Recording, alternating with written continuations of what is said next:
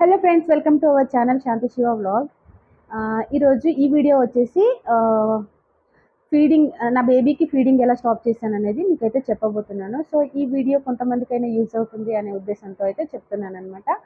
So first feeding stop చేయడం అనేది చాలా పెద్ద టాస్క్ అనే చెప్పాలి. అది పక్కన వాళ్ళకి చాలా ఈజీగా అనిపించవచ్చు, బట్ మదర్ రోల్లో ఉన్న వాళ్ళకి మాత్రమే అర్థమవుతుంది దాని కష్టాలు ఏంటో. నా బేబీకి ఎలా ఫీడ్ స్టాప్ చేయించాను అనేది నేనైతే చెప్తున్నాను అనమాట. సో ఫస్ట్ ఇంకొకటి ఏంటి అంటే, మనం ఫీడ్ స్టాప్ చేయడానికి మనకి సపోర్ట్ కూడా అంతే అవసరం.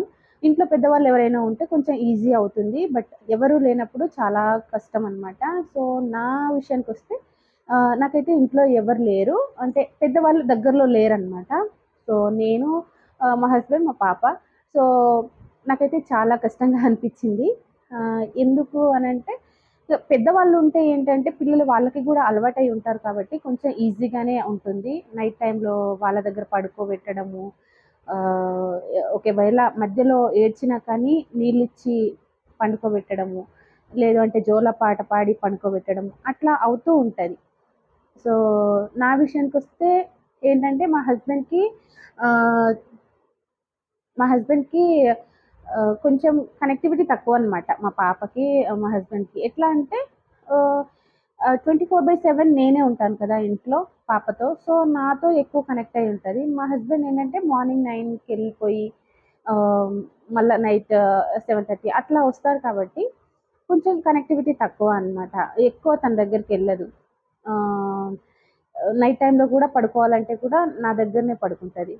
సో అలాంటి టైంలో నాకైతే చాలా కష్టంగా అనిపించిందనమాట ఫీడింగ్ స్టాప్ చేయడం అనేది. నేను ఆల్మోస్ట్ 18 మంత్స్‌లలో, 18-20 మంత్స్‌లో ఆ టైంలో, ఆ పీరియడ్‌లో నేనైతే తనకి ఫీడింగ్ స్టాప్ చేపిచ్చాను.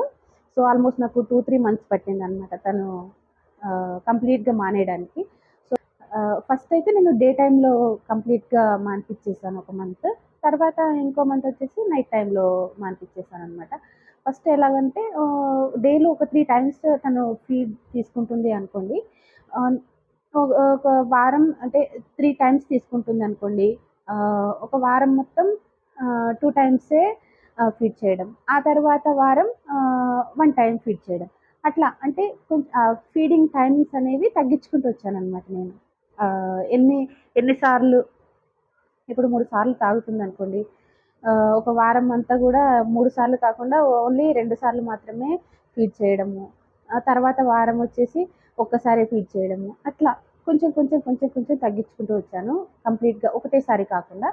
సో అలా నేను ఒక 1 మంత్ అట్లా పట్టింది తనకి డే టైమ్‌లో ఫీడింగ్ అనేది స్టాప్ చేయడానికి. సో ఇంకొకటి నేను మెథడ్ ఏం ఫాలో అయ్యానంటే, ఫస్ట్ ఫీడింగ్ కోసం నా దగ్గరికొచ్చినప్పుడు, అంటే పాల కోసం నా దగ్గరికొచ్చినప్పుడు నేనేం చేసేదాన్నంటే తనకేమైనా ఫుడ్ ఐటెమ్స్ ఇచ్చేదాన్ని. సో ఫుడ్ ఐటెమ్స్ ఇవ్వడం వల్ల ఏంటంటే తను కొంచెం అటు డైవర్ట్ అయిపోయేది. ఆహ్, లేదు, ఒకవేళ తను డైవర్ట్ అవ్వట్లేదు అంటే ఏం చేసేదాన్ని అంటే, కొంచెం ఎత్తుకొని ఆడిపించి అటు ఇటు తిప్పి అలా చేసేదాన్ని. లేదు అయినా ఏడుస్తుంది అనంటే మ్యూజిక్ పెట్టేదాన్ని. సో అలా అన్నమాట. ఎన్నో రకాలుగా ట్రై చేసేదాన్ని తనకి డైవర్ట్ చేయడానికి. ఇంకోటి, ఫుడ్ తీసుకోవడం వల్ల ఏంటి అంటే కొంచెం కడుపు నిండి ఉంటుంది గదా! సో పాలు అంత ఎక్కువగా గుర్తుకు రాదు. సో వాళ్ళకి కడుపు నిండి ఉంటే. సో ఆ ఉద్దేశంతో నేను కొంచెం ప్రిఫర్ చేసేదాన్ని. బాగా ఎక్కువగా పెట్టడం స్టార్ట్ చేశాననమాట. తను ఒకవేళ నా దగ్గరికి ఫీడింగ్‌కొచ్చినప్పుడు ఏదన్నా ఫ్రూటో ఏదో ఒకటి ఇవ్వడం అయితే స్టార్ట్ చేసేదాన్ని.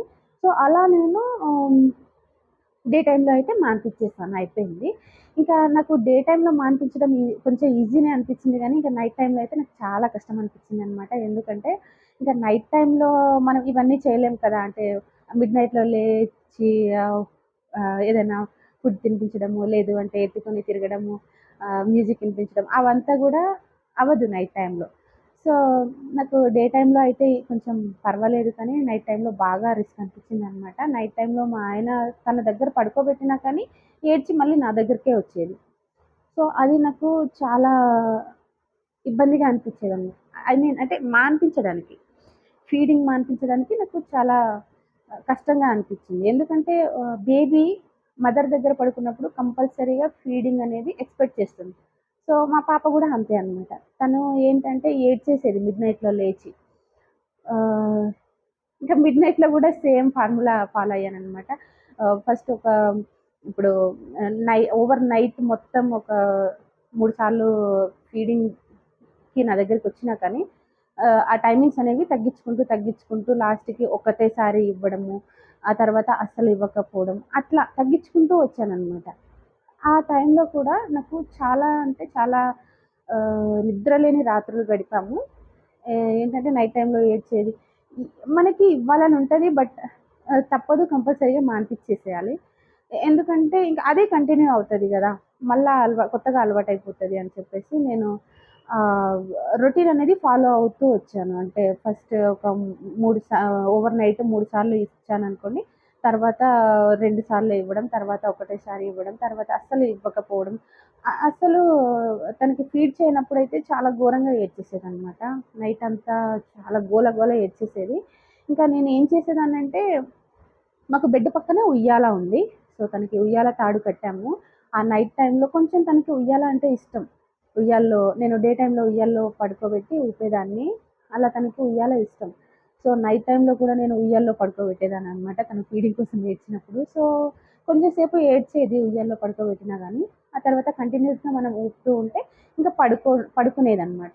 సో, అలా కొంచెం డైవర్ట్ అయ్యేది. అస్సలంటే అస్సలు వినేది కాదనమాట మా హస్బెండ్‌కైతే. ఇంక నేనేం చేసేదాన్నంటే, ఇగ ఆ మిడ్‌నైట్‌లో గూడా కొంచెం లేచి ఏదైనా బొమ్మలిచ్చి ఆడిపిచ్చి తనకి ఏ ఏ ఏ టాయ్స్ తనకిష్టమైన టాయ్స్ ఉంటాయి గదా! వాటితో కొంచెం సేపు ఆడిపిచ్చి, లైటేసి, మళ్ళీ మెల్లగా కొంచెం వాటర్ తాపిచ్చి, అట్లా పడుకోబెట్టడం స్టార్ట్ చేశాననమాట. ఇంకొకటేంటంటే మధ్య మధ్యలో రైమ్స్ కూడా పాడేదాన్ని. తనకి రైమ్స్ అంటే బాగా ఇష్టము. ఎందుకంటే నేను మార్నింగ్ లేచినప్పుడు తనకి బ్లూటూత్‌లో రైమ్స్ పెట్టిస్తాను గదా! సో, కొంచెం రైమ్స్ కూడా తనకి బాగా ఇష్టం. అలా నేను పాడుతుంటే వినడం గూడా తనకిష్టమనమాట. ఏదైనా జోల పాడినా, ఏదైనా రైమ్స్ పాడినా గానీ కొంచెం డైవర్ట్ అవుతది. సో, అలా నేను తను నిద్రపోయేదాకా ఏదో ఒక రైమ్ కానీ, ఏదైనా జోలపాట గానీ పాడి నిద్రపుచ్చేదాన్ననమాట. అలా నాకు ఒక 1 మంత్ దాకా టైం పట్టింది. నైట్ టైమ్‌లో ఫీడింగ్ ఆహ్, ఏమంటారు మానిపించడానికైతే చాలా టైం 1 మంత్ దాకా టైం పట్టింది. సో, ఆ తర్వాత నెక్స్ట్ అలవాటయిపోయిందనమాట. ఇంకా సమ్మర్ స్టార్ట్ అయింది. సమ్మర్ స్టార్ట్ అయినంక ఏంటి అంటే, ఇంకా వాటర్ బాటిల్ ఉంటుంది గదా! వాటర్ బాటిల్ పక్కనే పెట్టేసి పడుకునేదాన్ని. తను ఫీడింగ్‌కి లేచినప్పుడల్లా కూడా ఆ బాటిల్‌లో వాటర్ తాపిచ్చేదాన్ననమాట. పీపా ఉంటుంది గదా!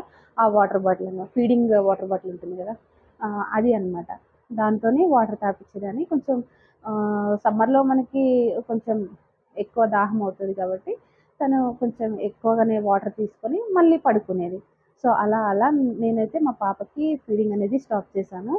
సో, చాలా వరకు ఒకవేళ ఇంట్లో పెద్దవాళ్ళు ఉంటే గనుక ఏంటంటే ఆహ్, వాళ్ళ దగ్గర పడుకోబెట్టి నైట్ టైమ్‌లో ఏడ్చినా కానీ ఆహ్, ఏదో రకంగా అంటే జోలపాడో, లేకపోతే వాటర్ తాపిచ్చో ఏదో రకంగా పడుకోబెడతారు. అదే మన దగ్గర బేబీ అనేది మదర్ దగ్గర ఉంది అనుకోండి, కంపల్సరీగా ఫీడింగ్ ఎక్స్‌పెక్ట్ చేస్తారు. ఫీడింగ్ ఇవ్వకపోతే మొత్తం రచ్చ రచ్చే అన్నమాట. సో, అట్లా ఉంటది. ఆహ్, నాకైతే చాలా పెద్ద టాస్కే అని చెప్పాలి. ఆహ్, మొత్తానికి తనైతే ఫీడింగ్ స్టాప్ చేసింది. సో, ఇదనమాట నా స్టోరీ. ఆహ్, అంటే అందరూ ఇలానే చేస్తారు అనడానికి గూడా లేదు. కొంతమంది అయితే ఆహ్, హ్మ్, పసరు పోసి సంథింగ్ చేస్తారు ఊర్లలో. అంటే నేను చూసినంత వరకైతే జెండు బామ్ పెడతారు. లేదు అంటే వేపాకు పెడతారు. పసుపు రాస్తారు. ఎన్నో రకాలుగా ట్రై చేస్తారనమాట. ఫాలో అయింది అయితే ఇవే అనమాట నేనిప్పుడు చెప్పింది. సో, ఇలా నేను ఎలాంటి పసరు అవి ఏమి ట్రై చేయలేదు తనకి. కొంతమంది టాబ్లెట్స్ కూడా రాస్తారు. ఆ చేదు గూడా తుడిచేసి తాగుతుంటారనమాట పిల్లలు. సో, నేను అదేమీ ట్రై చేయలేదు. ఇలా ట్రై చేశాను నేను. సో, ఇవే కొంతమందికైనా యూజ్ అవుతదేమో. సో, నేనైతే ఈ వేలో ట్రై చేసి మా పాపతోనైతే ఫీడింగ్ స్టాప్ చేపిచ్చాను. సో, ఇది నా ఫీడింగ్ స్టాప్ స్టోరీ అనమాట. ఈ వీడియో మీలో ఎవరికైనా నచ్చితే please like, share, comment, subscribe చేయడం మాత్రం మర్చిపోకండి. బెల్ ఐకాన్ని క్లిక్ చేయండి. దానివల్ల నేను చేసే ప్రతి వీడియో మీకు నోటిఫికేషన్ రూపంలో వస్తుంది. Thank you for the watching this video.